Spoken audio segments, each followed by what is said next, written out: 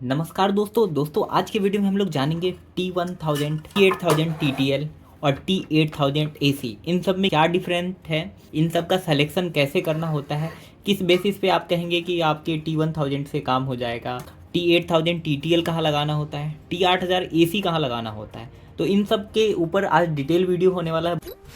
Kosi electronics. सारे लोगों का हमारे पास इसके ऊपर वीडियो बनाने के लिए कमेंट्स आया करते थे।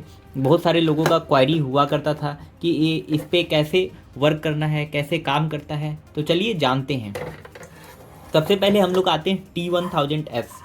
बहुत सारे लोग ये वाला कंट्रोलर यूज करते हैं। इसकी जो मैक्सिमम कैपेसिटी होती है 2048 एलईडी चलाने की कैपेसिटी होती है। जैसा कि इसका नाम है T1000, होना ऐसा चाहिए था कि इसमें 1000 एलईडी चलने की कैपेसिटी होनी चाहिए, लेकिन ये 2048 एलईडी चलती है।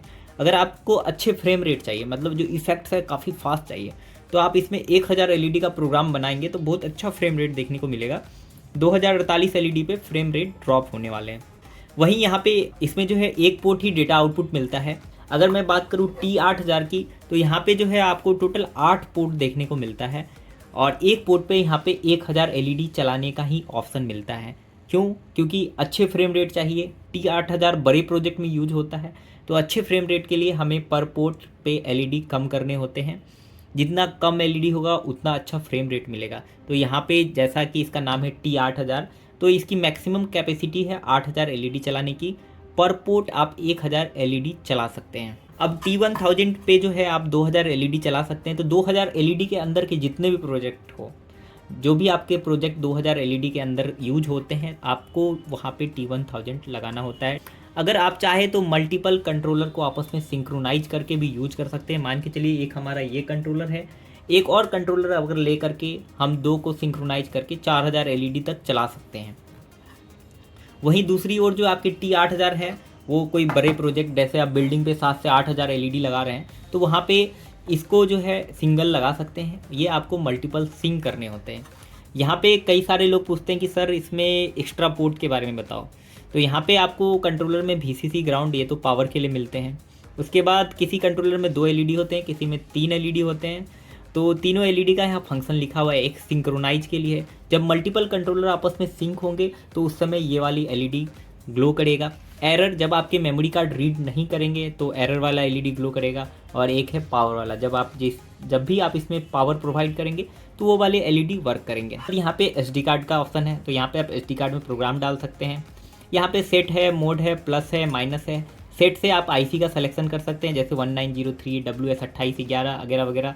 तो कई बार क्या होता है कि आपके पास बिना मेमोरी कार्ड के प्रोग्राम चेक करने के लिए इसमें कुछ फंक्शन डले होते हैं, मेमोरी कार्ड नहीं डालेंगे और आपके पास डिफरेंट टाइप के IC है, 4 वायर वाला LED है, कोई अलग नंबर का LED SM समथिंग। तो यहाँ पे सेट पे क्लिक करेंगे, जो LED मैच होगा तो वो उसके अकॉर्डिंग ग्लो करने लगेगा। मोड का में जो है आप इफेक्ट चेंज कर सकते हैं इसके इंटरनल, या आप मेमोरी कार्ड में जो भी इफेक्ट, नंबर ऑफ इफेक्ट एक से ज़्यादा डालें तो आप इससे बटन से चेंज कर सकते हैं। स्पीड प्लस, स्पीड माइनस, ये आपके स्पीड के लिए।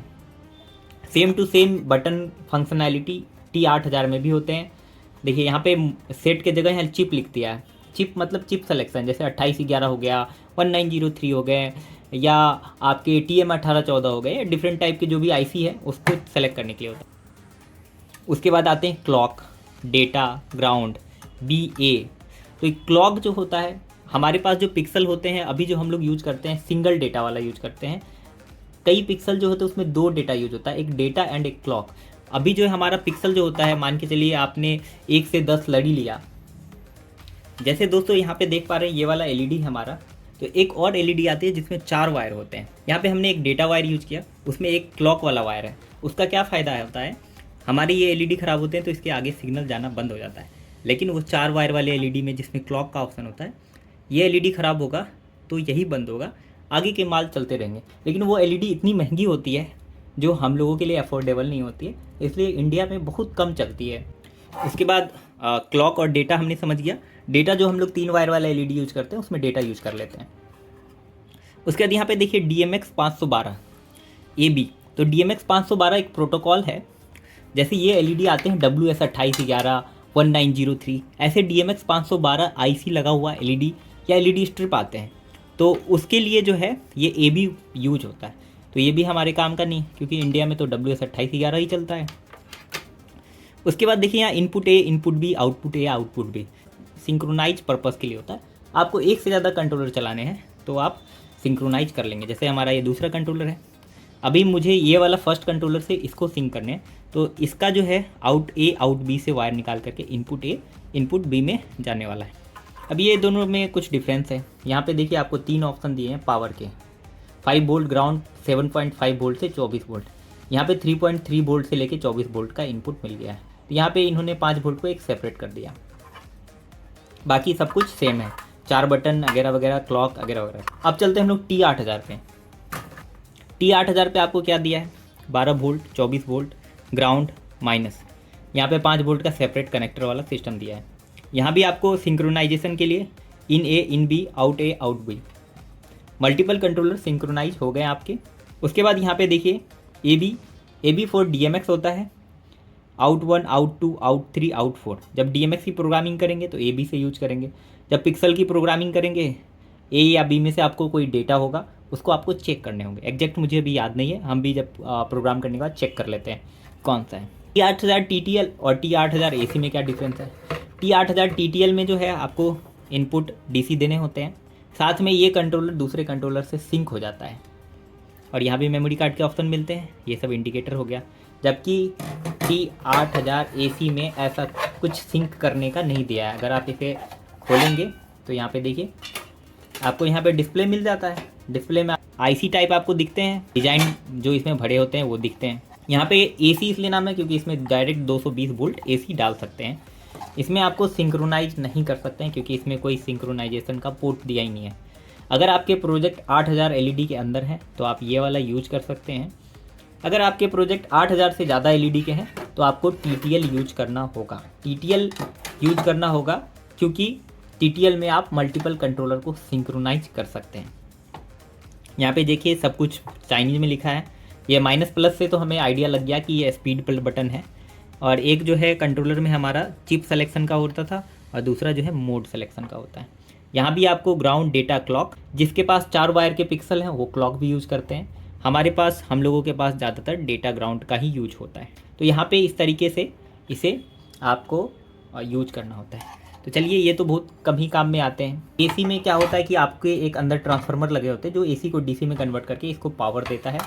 तो इसलिए ये जो है छोटे प्रोजेक्ट जो भी 8000 के अंदर है, डेडिकेटेड प्रोजेक्ट के लिए आपको ये वाला यूज में होने वाला है। अब एक एक करके इसके कनेक्शन को समझते हैं कि T1000 का कनेक्शन कैसे करेंगे, T8000 का कनेक्शन कैसे करेंगे। तो सबसे पहले हम लोग T1000 के कनेक्शन को समझते हैं। यहाँ पे हमने एक कंट्रोलर में वायर लगा लिया है। ये वायर हमने प्लस माइनस के लिए लगाया है और ये हमारा डेटा के लिए। आप ध्यान रखेंगे कोई भी कंट्रोलर हो, प्लस माइनस जो है डायरेक्ट SMPS से वायर निकाल करके डालना है, क्योंकि जब LED ग्लो होता है तो LED को भी वोल्टेज चाहिए होता है। अगर LED वाले तार पे अगर इसको जोड़ रखेंगे, वोल्टेज ड्रॉप होगा, कंट्रोलर रुक जाएगा। कोई भी कंट्रोलर हो, डाटा के बगल में ग्राउंड GND लिखा होता है, GND। तो जब भी आप कंट्रोलर को कनेक्ट करें मल्टीपल पावर सप्लाई से, जैसे आपने एक सप्लाई, 2 सप्लाई लग गए, ज़्यादा LED है, तो दोनों के GND कॉमन करें, मतलब जो भी पावर सप्लाई है उसका माइनस वाला वायर कॉमन करें।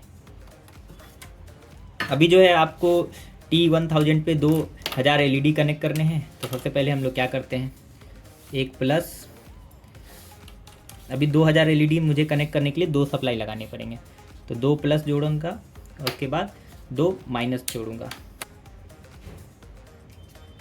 अब SMPS 1 और SMPS 2, ये हमारा 2 नंबर SMPS हो गया। मैंने क्या बोला, अगर आप मल्टीपल सप्लाई लगाएंगे तो दोनों का ग्राउंड कॉमन करेंगे। या तो आप इसे बिना काटे रख सकते हैं या आप इसे जोड़ दें एक वायर लेकर के, दोनों का माइनस जो है कॉमन हो गया। उसके बाद जो है यहाँ पे हम कंट्रोलर लगा लेते हैं T1000 को भी यहाँ से हमने पावर दे दिया, प्लस माइनस से पावर दे दिया, T1000 में आ गया। अब ये जो LED आप देखेंगे, LED में आपको 2 एक्स्ट्रा वायर हैं, तो इसको छील करके प्लस माइनस जोड़ना है। और उसके बाद क्या करने हैं, ये जो आप कनेक्टर देख रहे हैं, अगर आप S टाइप कनेक्शन कर रहे हैं तो मेल टू फीमेल ये आपस में कनेक्ट हो जाएंगे। तो आपका जो एक LED वाला है ये ऊपर रहेगा और ये वाला पार्ट नीचे जाएगा। दूसरी LED जो आपकी आएगी वो इसमें प्लग हो जाएगी, प्लग हो जाएगी और इसे पावर सप्लाई में जोड़ना होगा। तो चलिए हम यहाँ पे एलईडी को लगा लेंगे। हमने 2 पावर सप्लाई दिया है क्योंकि एक सप्लाई की लोड कैपेसिटी 1000 एलईडी है, फिर दूसरे सप्लाई की 1000 एलईडी है। आपस में सारे के प्लस माइनस जुड़ते गए और अगर आपके एस कनेक्शन है तो डेटा इससे निकला इसमें गया, ये कंट्रोलर से डेटा इसमें आया इस वाले में, इससे डेटा निकल के इसमें गया। मतलब एक एलईडी ऊपर, एक एलईडी अगर ऐसे लटक रही है तो दूसरे एलईडी का जो ये वाला पार्ट है ना ये नीचे चला जाएगा, तब ये मेल फीमेल आपस में कनेक्ट होंगे। ऐसे करके फिर ऐसे करके फिर इसमें मैच हो जाएगा, ऐसे मैच हो जाएगा, ऐसे हो जाएगा। इसका डिटेल वीडियो दिवाली में मैंने लगाकर बनाया हुआ है तो आप वो भी देख सकते हैं। ये आपके एस टाइप कनेक्शन हो गए। एक जेड टाइप कनेक्शन होता है जिसमें सारे एलईडी को जो है आपको ऊपर ही रखना होता है। ऊपर हमने रखा सारे को, इसको जोड़ दिया प्लस माइनस, इसको जोड़ दिया प्लस माइनस। अगर आपको इसमें एनिमेशन चलाने हैं तो आपके नीचे के एलईडी से एक डेटा वायर खींच करके आगे लाना होगा, ऊपर लाना होगा। तो उसका कनेक्शन भी मैं थोड़ा समझा दूँ। जैसे हमने ये लाया एलईडी, सबके सिग्नल एक जैसे रखे, ऊपर से नीचे गया डेटा। तो आपको क्या करने होंगे, ये हमारा डेटा है, ये गया, एक पतली सी वायर लेकर के नीचे से वायर खींच करके इसके डेटा में डालना है, फिर इसके वायर खींच करके इसके डेटा में डालना है। इसके मतलब इसमें डेटा इन हुआ हमारा एलईडी में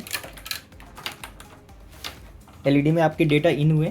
अब दूसरे एलईडी को भी तो डेटा देना है। मान के चलिए पहला एलईडी ये हो गया, हमने इसको डेटा दे दिया कंट्रोलर से। दूसरे एलईडी, दूसरा जो लाइन लगाया हमने यहाँ, इसको भी डेटा चाहिए। तो पहले वाले का जो लास्ट से ग्रीन कलर का तार खींचा था हमने, इसके लास्ट से ग्रीन कलर का पतली से वायर लेकर के इसमें जोड़ देना है।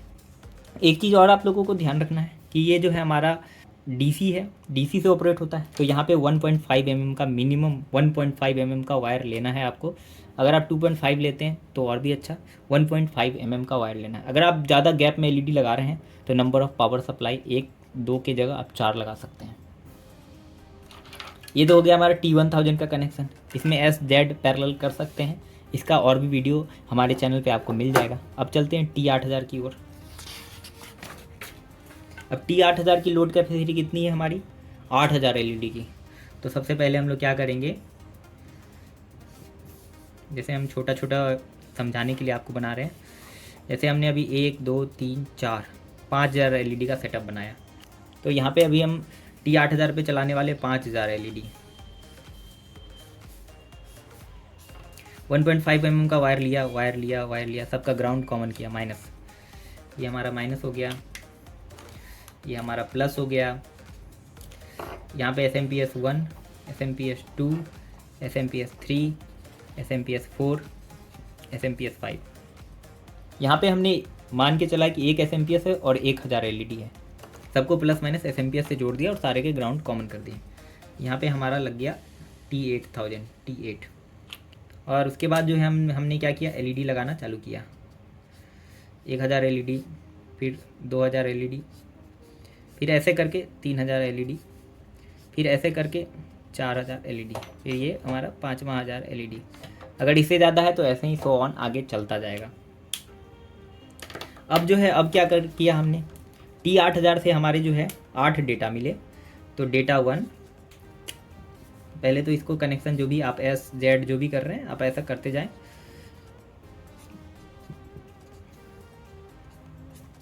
ये डेटा 1 है, ये डेटा 2 है, ये डेटा 3 है, ये डेटा 4 है, ये डेटा 5 है। एक पतले वायर लिया, data 1, data 2, data 3, data 4, data 5, सबको डेटा पहुंचा दिया।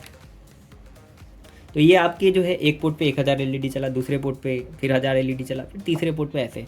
तो T8000 का कनेक्शन ऐसे ही होने वाला है। तो दोस्तों ये T8000 का कनेक्शन समझ में आया होगा। एक चीज़ और चीज़ों का ध्यान रखना है। मान के चलिए आपके बहुत बड़े प्रोजेक्ट हैं और आपने कंट्रोलर यहाँ रखा, कंट्रोलर को हमेशा सेंटर में रखें ताकि जो डेटा का वायर है ज़्यादा लंबा ना हो, इक्वली डिस्ट्रीब्यूट हो, ताकि नॉइज सिग्नल में कुछ ना हो। फिर भी अगर इतना सब कुछ करने के बाद भी सिग्नल में नॉइज आ रहे हैं, ये कंट्रोलर का डिस्टेंस 50 फीट 60 फीट डेटा पहुंचाना पड़ रहा है, तो आपको डेटा एम्पलीफायर सर्किट यूज करनी चाहिए, जो कि अप टू 1 किलोमीटर तक आप सिग्नल को एम्पलीफाई कर सकते हैं। दोस्तों एग्जांपल के लिए मैं आपको ये डेटा एम्पलीफायर सर्किट दिखा देता हूँ।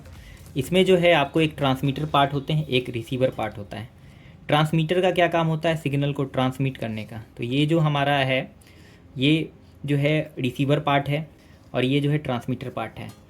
जिस भी पोर्ट में प्रॉब्लम आ रहा है, जैसे 5 नंबर पोर्ट में प्रॉब्लम आ रहा है ना, तो 5 नंबर पोर्ट से डेटा और ग्राउंड निकाल करके, ये ग्रीन वाला डेटा और ग्राउंड निकाल करके यहाँ जोड़ेंगे, और ये रेड वाला जो है 5 वोल्ट है, ताकि इसको भी पावर मिले। और ए बी लिखा है इसमें भी ए बी लिखा है, तो आपको इसमें लंबे वायर खींच करके ए बी लॉन्ग डिस्टेंस तक ले जा सकते हैं। और आपके ये रिसीवर पार्ट हो गए, इसको भी प्लस माइनस देना है और डेटा लेना है। मान के चलिए इस पोर्ट में प्रॉब्लम आ रहा है, तो यहाँ पे हमने रख दिया रिसीवर को, यहाँ पे रख दिया ट्रांसमीटर को, जिस भी पोर्ट से सिग्नल प्रोवाइड कर दिए, पावर प्रोवाइड कर दिए। अप टू 1 किलोमीटर तक इसमें डेटा आपके जा सकते हैं। अगर आपको इससे 8000 एलईडी से ज़्यादा प्रोजेक्ट है, तो एक कंट्रोलर हमने यहाँ रखा और इसका आउट ए आउट बी दूसरे के इन ए इन बी में चला गया। तो इस तरीके से जो है आप T8000 का कनेक्शन कर सकते हैं। इससे 3D गेट भी बनते हैं, बिल्डिंग भी बनते हैं, रोड सीलिंग भी बनते हैं। और दोस्तों आजकल तो टाइम आ गया है पैरेलल कंट्रोलर का। इन सब से थोड़ा अगर इजी कनेक्शन करना है तो आप मल्टी पोर्ट वाला पैरेलल कंट्रोलर यूज कर सकते हैं, लेकिन उसके कुछ लिमिटेशन होते हैं। काफ़ी बड़े बड़े प्रोजेक्ट्स में जहाँ पे बहुत ज़्यादा एलईडी की रिक्वायरमेंट है और नज़दीक एलईडी लगते हैं, तो वहाँ पे अभी भी ये T8000 एलईडी कंट्रोलर का ही यूज किया जाता है। ठीक है दोस्तों, होप्सो आपको T8000 का कनेक्शन समझ में आया होगा। दोस्तों अगर आपको किसी और टॉपिक पे वीडियो चाहिए, नीचे कमेंट कीजिए। अगर आपने चैनल को अभी तक सब्सक्राइब नहीं किया, चैनल को सब्सक्राइब कर ले, ताकि आपको एलईडी से रिलेटेड पूरा इन्फॉर्मेशन मिलता रहे। Thank you.